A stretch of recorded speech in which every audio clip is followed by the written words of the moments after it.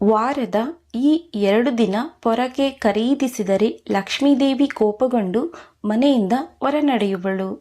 ಪೊರಕೆಯು ಆರ್ಥಿಕ ಸಮೃದ್ಧಿ ಮತ್ತು ಲಕ್ಷ್ಮೀದೇವಿಗೆ ಸಂಬಂಧಿಸಿದೆ. ಅದೃಷ್ಟವು ಪೊರಕೆಗೆ ಸಂಬಂಧಿಸಿದೆ ಎಂದು ನಂಬಲಾಗಿದೆ. ಆದ್ದರಿಂದ ಸಂಜೆ ಮನೆಯನ್ನು ಗುಡಿಸುವುದು ಮಂಗಳಕರವೆಂದು ಪರಿಗಣಿಸಲಾಗುವುದಿಲ್ಲ. ಹೀಗೆ ಮಾಡಿದರೆ ಅದು ಲಕ್ಷ್ಮೀದೇವಿಯನ್ನು ಮನೆಗೆ ತರುವುದಿಲ್ಲ. ಜ್ಯೋತಿಷ್ಯದ ಜೊತೆಗೆ ವಾಸ್ತುಶಾಸ್ತ್ರದಲ್ಲೂ ಪೊರಕೆಗೆ ಸಂಬಂಧಿಸಿದ ಹಲವು ನಿಯಮಗಳಿವೆ. ವಾಸ್ತುಶಾಸ್ತ್ರದ ಪ್ರಕಾರ ಪೊರಕೆಯನ್ನು ಖರೀದಿಸಲು ಕೆಲವು ದಿನಗಳು ಉತ್ತಮವಲ್ಲ ಎಂದು ಪರಿಗಣಿಸಲಾಗಿದೆ. ಹಾಗಾದರೆ ಪೊರಕೆ ಕೊಳ್ಳಲು ವಾಸ್ತುಶಾಸ್ತ್ರದಲ್ಲಿ ಯಾವ ನಿಯಮಗಳನ್ನು ಹೇಳಲಾಗಿದೆ ಎಂದು ತಿಳಿಯೋಣ. ಸೋಮವಾರ ಪೊರಕೆಯನ್ನು ಖರೀದಿಸಬೇಡಿ. ವಾಸ್ತುಶಾಸ್ತ್ರದ ಪ್ರಕಾರ ಸೋಮವಾರ ಪೊರಕೆಯನ್ನು ಕೊಳ್ಳಬಾರದು. ನೀವು ಸೋಮವಾರ ಪೊರಕೆಯನ್ನು ಖರೀದಿಸಿದರೆ ಅದು ಆರ್ಥಿಕ ನಷ್ಟಕ್ಕೆ ಕಾರಣವಾಗಬಹುದು. ಇದಲ್ಲದೆ ನಿಮ್ಮ ಸಾಲವು ಹೆಚ್ಚಾಗಬಹುದು.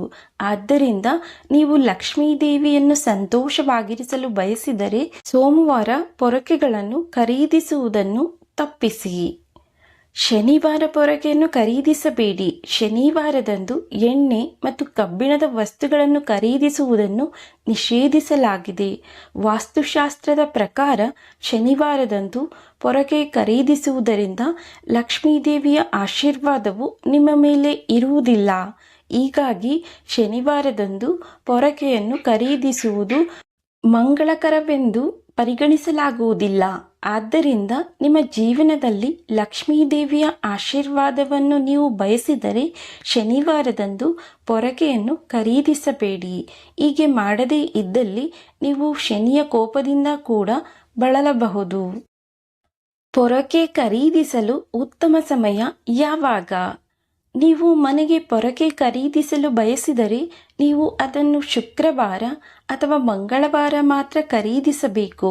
ಇದು ನಿಮ್ಮ ಜೀವನದಲ್ಲಿ ಲಕ್ಷ್ಮೀದೇವಿಯ ಆಶೀರ್ವಾದವನ್ನು ನೀಡುವುದಲ್ಲದೆ ನಿಮ್ಮ ಅದೃಷ್ಟವನ್ನು ಬಲಪಡಿಸುತ್ತದೆ. ಶುಕ್ರವಾರ ಮತ್ತು ಮಂಗಳವಾರ ಮತ್ತು ದೀಪಾವಳಿಯಂದು ಪೊರಕೆಯನ್ನು ಖರೀದಿಸುವುದು ಆರ್ಥಿಕ ಸಮೃದ್ಧಿಗೆ ಒಳ್ಳೆಯದು ಎಂದು ಪರಿಗಣಿಸಲಾಗುತ್ತದೆ. ಪಂಚಕದಲ್ಲಿಯೂ ಪೊರಕೆ ಕೊಳ್ಳಬೇಡಿ.